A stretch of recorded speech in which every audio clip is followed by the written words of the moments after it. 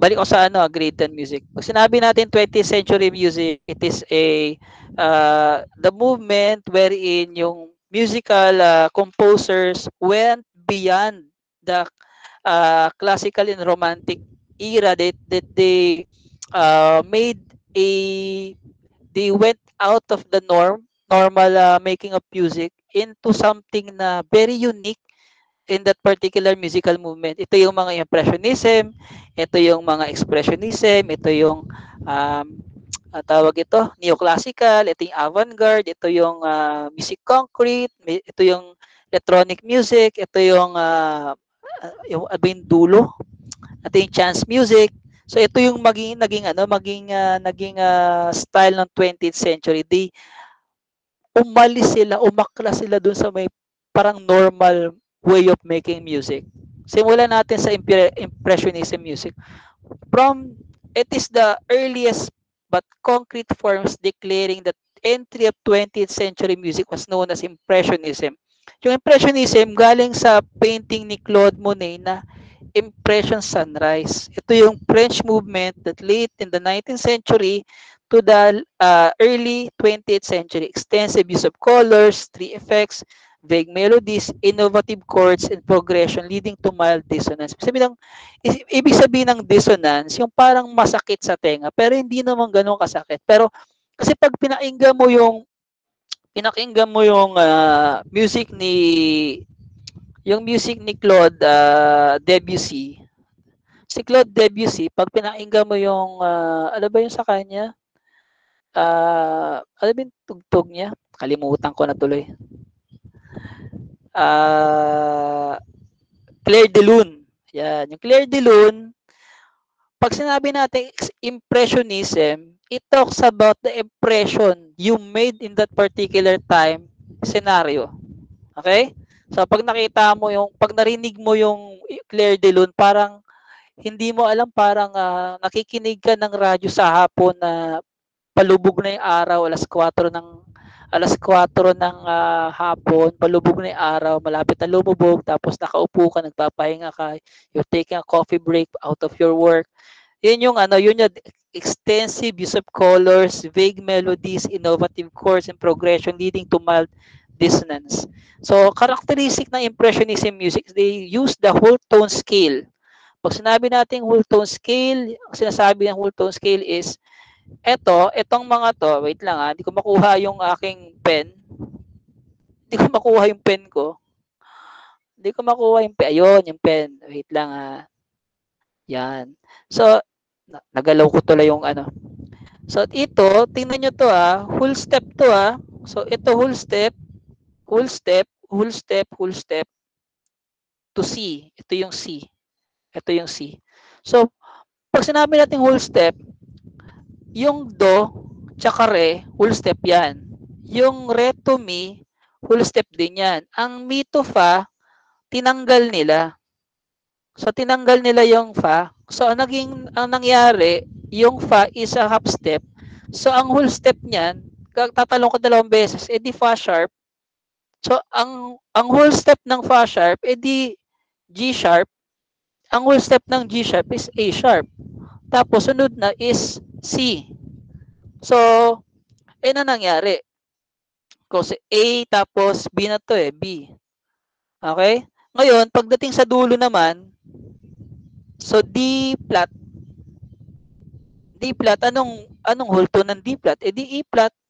Pagdating ng E flat, so isang white, tapos isang white, dalawang white yan, di F na yung sunod niya. So yun yung yun yung istorya ng whole tone scale. So puro whole tone yan.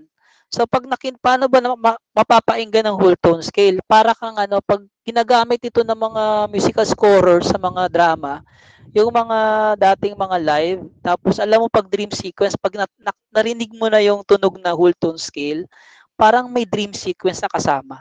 Parang may dream sequence na mangyayari. Kasi para siyang dreamy Dreamy na parang alas 4 ng hapon na parang aantukin ka na parang alas 3 ng hapon nagkakape ka.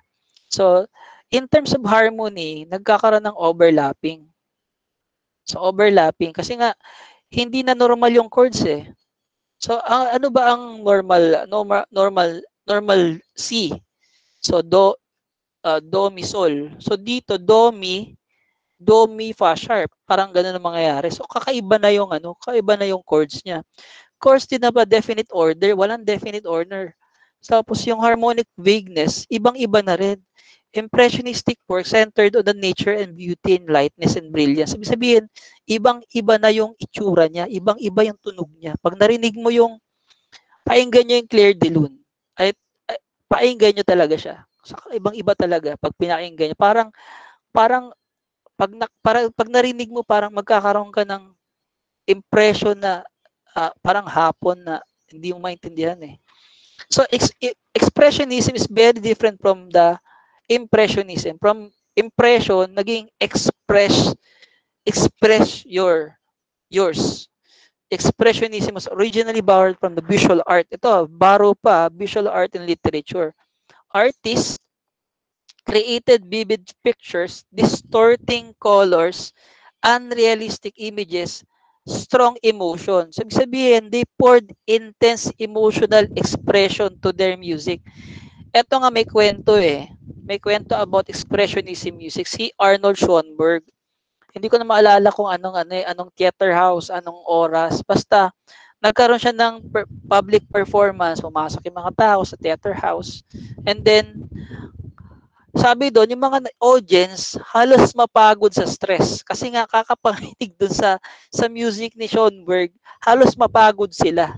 Nakakapagod, nakaka-stress, nakaka-drain ng strength. Tapos, yung mga kapitbahay nung theater house, tumawag ng pulis. Akala nila may nag-aaway sa loob. Yung pala, meron lang theater performance na nangyayari. Ganon siya katindi ang expressionism. It uses a 12-tone scale, not a whole tone scale.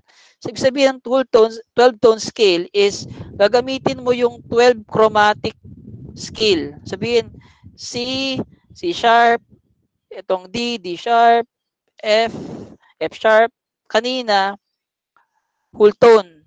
Ngayon, 12 tone. Sabihin, lahat ng chromatic scale gamit na gamit. Yan ang ginamit ni Schoenberg. In terms of harmony, meron siyang atonality, high level of dissonance. Masakit sa tenga. Masakit sa tenga talaga to. Makinig kayo ng record ni Schoenberg, Arnold Schoenberg, kahit anong record, tapos sabihin niyo sa akin kung ano yung naramdaman niyo nung pinakinggan niyo. Isa lang sasabihin niyo sa akin, masakit sa tenga. Use distorted melodies, harmony, constantly changing texture, extreme pitches, extreme contrast of dynamics, soft, then very loud, very soft, very, very, very, very loud, soft, soft, soft, soft, then very loud again. Ganun siya. Angular melody, sleeps, cadence, wala. Shows radical negative expression, anxiety, and anger. Paglabas mo sa theater house, kalmado ka. Paglabas mo, kala mo wild animal ka na. Kasi makukuha mo yung feeling ng music eh. Atonality, ang pinaka din niya, characteristic niya. Neoclassicism, ito yung sumunod sa expressionism. Bumalik sila sa classical period at romantic period. Ang problema, nakuha pa rin nila yung expressionism style, yung soul ng violent impulses ng expressionism. They partially return from the style of writing from the neatly formed ng classical period, combining to the atonality and dissonance of expressionism music. Pero nagkaroon siya ng konting rhythm changes. Nagkaroon ng konting rhythm. Nagkaroon siya ng 7-note diatonic scale. Sabihin, nagkaroon ng konting form. Nagkaroon ng form yung expressionism in the form of neoclassical. So the freer use of 7 diatonic natural notes, nagkaroon siya ng parang ayos. Partial return combined with expressionism characteristic, yung dissonance niya. Pero, nagkaroon siya ng exciting rhythmic patterns. Yung nga, nagkaroon siya ng parang buhay. Yung nga lang, merong parang expressionism, medyo pa rin, medyo masakit pa rin sa tenga. Avant-garde, iba naman ng avant-garde, it pertains to electronic music. dimension of sound and space. Ano ba yung itsura ng sound sa space? Avant-garde, new attitude toward musical mobility, varied musical continuity, improvisation, and notes. Musical scores were not necessarily followed as written. Minsan nagkakaroon sila ng kakaibang ayos ng music. Okay? Ganong ka grabe ang 20th century music. Kumakawala talaga sila sa normal norms. The loose form of 20th century music developed focus on nationalistic. Sa ano naman to, modern nationalism. Musical innovators like Bela Bartok. Si Bela Bartok. So, yung kanyang mga composition hango sa folk songs ng Hungarian folk songs. So, ito yung sinasabi ng modern nationalism. So, paano ko ba ano ba yan? Yung sayaw ng yung sayaw na modern, tapos hahaluan mo ng folk song, kaya yung tinikling nilagay mo sa modern song, parang ganun, modern nationalism. Yung isang rapper gumamit ng yung rhythm ng Karinyosa, nilagay niya sa rap niya, parang ganun siya. So ito naman, yung classical works ni Bela Bartok, binase niya sa folk songs ng Hungary. So, yun yung yun ang kwento ng modern nationalism. Then let's go with electronic music. Pag sinabing electronic music, of course, electronic machines like amplifiers, synthesizers, tape recorders, loudspeakers to create sound that was given importance. Yung electronic machine that was useful in creating music was paved a way to make a distinctive style of musical production. Okay? So, music concrete naman, ito yung type of music composition utilizes record sounds as a raw material or composers records different sound that they are hearing in the environment. Gaya ng bustling traffic, yung sound ng hangin, yung tahol ng aso, yung paglubog ng paso sa tubig, yung strum ng guitar or kaya pa infant, ginagawa nilang arrangement into a melody which is very very unique and very distinct in our music for today. So pwedeng i-reverse, pwedeng bilisan, pwedeng bagalan. So music concrete can experiment different sounds that cannot be produced by a normal instrument like a violin. Then, chance music, ito yung pinaka-paborito ko sa lahat. It refers to a style wherein a piece always sounds different in every performance because of the random techniques and use of ring modulator or natural elements that become part of the music. Itong gagawin, si ano to, ang gumawa nito si John Cage. Si John Cage, ito yung isang nakakatuwang composer. Gumawa siya ng composition wherein yung pagbukas ng oven toaster, yung pagbagsak ng ano ba, kutsara, paglubog ng flower pot sa bathtub, pagsingaw ng steam sa kettle, ginawa niyang record yun, tapos pinenta niya as a composition. Akalain niyo pero lahat ng yon naka-time. May time siya. Panoorin niyo yung performance of John Cage. Matutuwa kayo. Kasi yung tao, tawa ng tawa. Sobrang sobrang tawa nila, halos mahulog sila sa upuan. And at the end of the performance, it was ni-record niya yon as a composition tapos binibenta niya as a record. Nakakatuwa. During the 20th century, yung mga tao, the large increase in the variety of music that people can access to. Sabihin, may mga classical music na scores na binebenta. Ang problema, yung mga tao na to can't play the music. So, pwede ka nga magbenta ng classical scores, o musical scores, pero hindi mo naman kayang tugtugin niya. So, you need someone to play that for you or mag-aaral ka mag-play. So, ang ginawa ng tao, para lahat ng tao makapakinig ng music na yon, they recorded in this particular ng plaka, mga tape recorders, mga synthesizers, ni-record nila yan para anyone all walks of life can listen to that particular classical music or a particular music. Pwedeng ibenta, anytime pwede mo pakinggan. Doon nagsimula yung increase in the variety of music that people had access to. Ito yung pinaka kasi ang haba nito eh. Hindi ko na to sinulat sa sa PowerPoint kasi ang haba. Yun lang ang paliwanag dito eh. Sa during the 20th century nag-arise yung mga electronic music like this one. So gagawin lang nila, bibilhin nila yung plaka, ilalagay sa malaking yung parang tawag ang pangalan niya. Basta mga radyo, mga tape recorder na yan, mga cassette recorder or cassette player, doon na mapapakinggan yung tunog. Then, let's go. Medyo medyo time na. Hindi ko na kayo masyadong pahabain pa. Pwede naman basahin to sa module din. Questions? Yung answeran lang po is activity 1. Kung di nyo pa nababasa, yung sa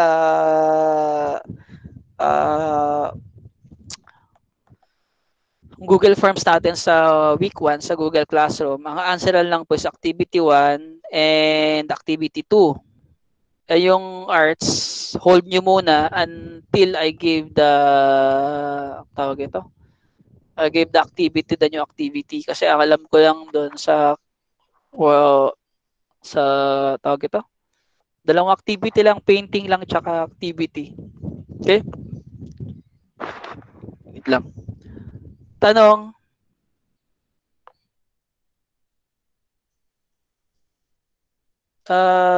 Question everyone? Question ko naman, lahat na ba kayo nakapag-login sa Google Classroom? Opo. Okay. So, sininag po? Baka may meron pang hindi nakalagin. Sino nagutom sa inyo? Okay. So, everyone, basta yung activity 1 and 2, yun lang po yung answeran sa week 1. And please, do answer it in Google Forms and then mark as done. Kung nag-login kayo sa Google Classroom at nakakalimutan yung mark as done, i-mark nyo na lang. Tapos kung hindi kayo hindi kayo kampante na na-send sa Google Form, i-send nyo na lang sa akin via Messenger lang muna for this time. Sa arts, baka next week ibigay ko na yung link para kung saan i-answeran yung magbibigay na ako ng quiz assignment para doon na lang kayo mag-upload or gawa ng soft copy of the answers. Kasi ang week 2 arts is meron kayong pwede na kayo mag-paint direkta sa laptop nyo or cellphone nyo kung kaya nyo naman para wala na kayong papel. And then yung isang activity, sasagutan lang naman yun about abstraction, POBISM, pwede na kahit sa Google Docs, pwede na yun. Or Microsoft Word, tapos upload nyo na lang para hindi na kayo magpapel. Okay? Tanong everyone, kasi medyo tumatagal na ako. Question? Wala po. Sige. Kung wala ng questions, see you next Thursday, 9 o'clock. Tama ba? Opo. Okay. Sige. I-off ko lang muna yung I-off ko yung record button ko. On cam tayo lahat and then pa-picture lang ako. Don't worry, I will not be posting this on the internet. Okay? Off ko muna yung record button ko. Okay. Stop recording ako.